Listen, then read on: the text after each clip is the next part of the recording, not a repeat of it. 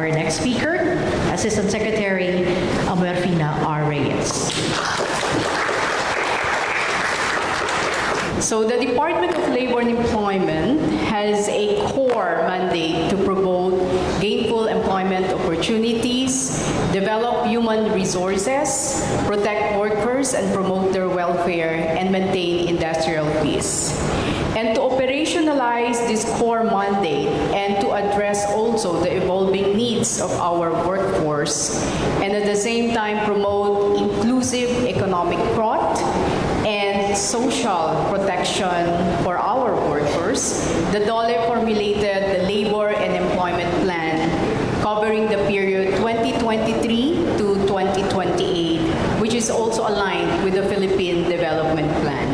So then this slide will show you what has been mentioned earlier, that the Philippine labor market has shown strong employment performance as of February 2025 with a high employment rate of 96.2, and this represents about or around 49.15 million employed individuals.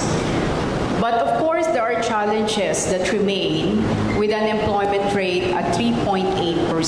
Pero sabi nga, ang trend ngayon in the last 2 or 3 years, bumababa po ang ating unemployment rate, tumataas ang ating employment rate. And there's still an underemployment rate of 10.1%. So this indicates that while we have achieving well in the last 2 or 3 years, we cannot rest upon our laurels. So we have to also see that there is still a significant portion that remains to be needing jobs or engaged in jobs that are inadequate in terms of income or working hours. This figure suggests also that despite high employment rates, we still have to address the issues of job quality and regional inequality as still remain to be persisting. And we need to underscore the need for targeted economic and social interventions, particularly in the Visayas and Mindanao regions. Our country continues to face some persistent challenges that threaten inclusive growth and social well-being. And one of those mentioned is the need for more quality employment and livelihood opportunities. Addressing these interconnected issues requires coordinated government action. And the DOLE contributes to addressing these development challenges by promoting decent work, expanding livelihood opportunities, and strengthening workers' protection.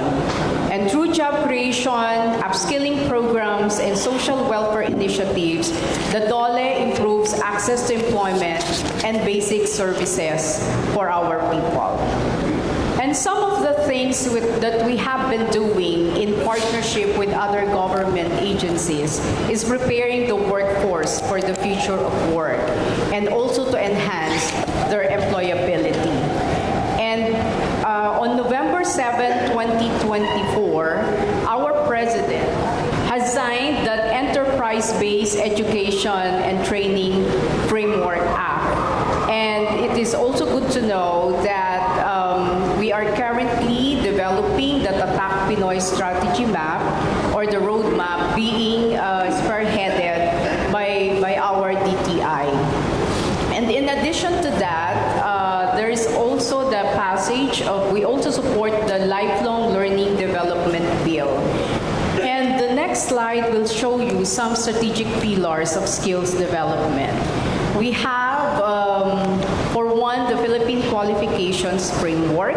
And this Philippine Qualifications Framework provides a national policy as a framework for educational qualifications that are aligned with industry needs and international standards.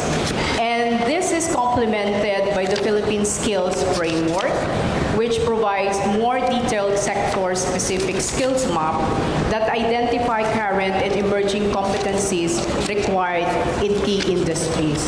Mahalaga pong banggitin din na ang DOLE ho ay isa rin sa aktibo sa mga interagency councils like the Philippine Digital Workforce Competitiveness Act.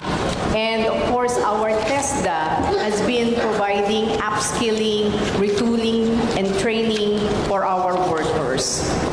Nandito po ang ating kasama pa from TESDA. And if you would like to contribute to the discussion, please feel free to do so.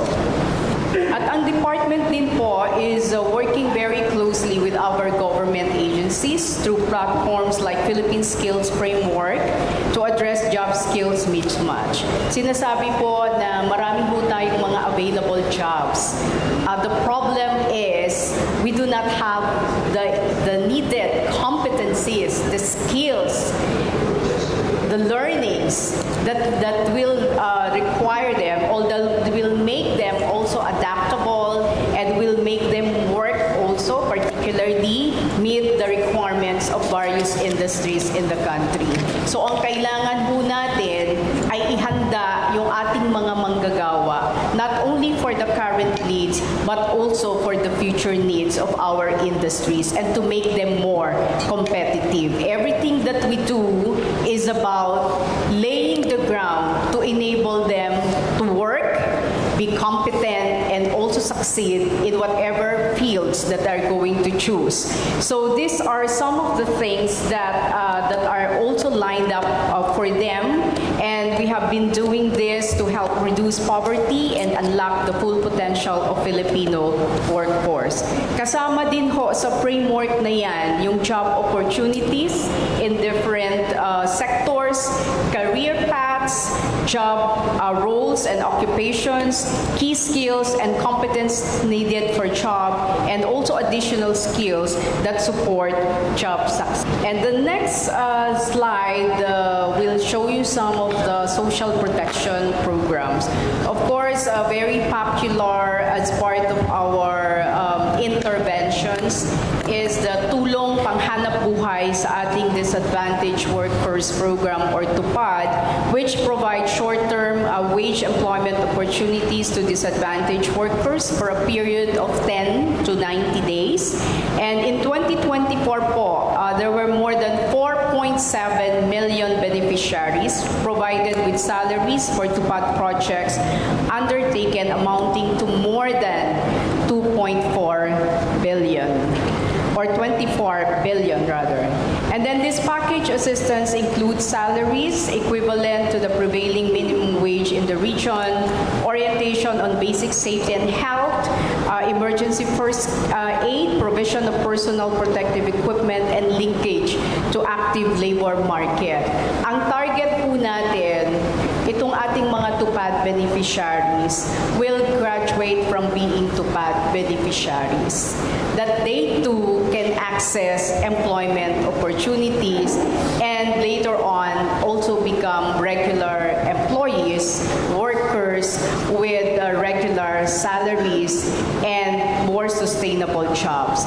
And some of our TUPAD beneficiaries are also beneficiaries of our livelihood programs, because if they are not, or they do not intend to be in employment, but they can have opportunity and the knack also to handle businesses, or starting with small businesses, we also provide them those kind of assistance. And for those with businesses or small livelihood undertaking, they can still access our livelihood programs through our livelihood enhancement scheme. And under our livelihood integrated development program, or DOLE integrated livelihood program, we do not just provide financial assistance, but we also provide some technical assistance and continuing monitoring of these programs and projects to ensure their sustainability. As we all know, for all of us who have been handling livelihood programs, many agencies are involved in livelihood programs. One of the challenges is the sustainability of these projects.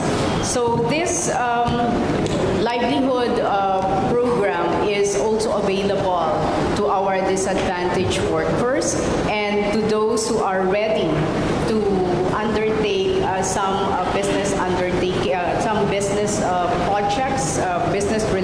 projects, and they can immediately and can directly coordinate with any of our 16 regional offices and provincial offices. Maraming salamat po. Thank you very much, Assistant Secretary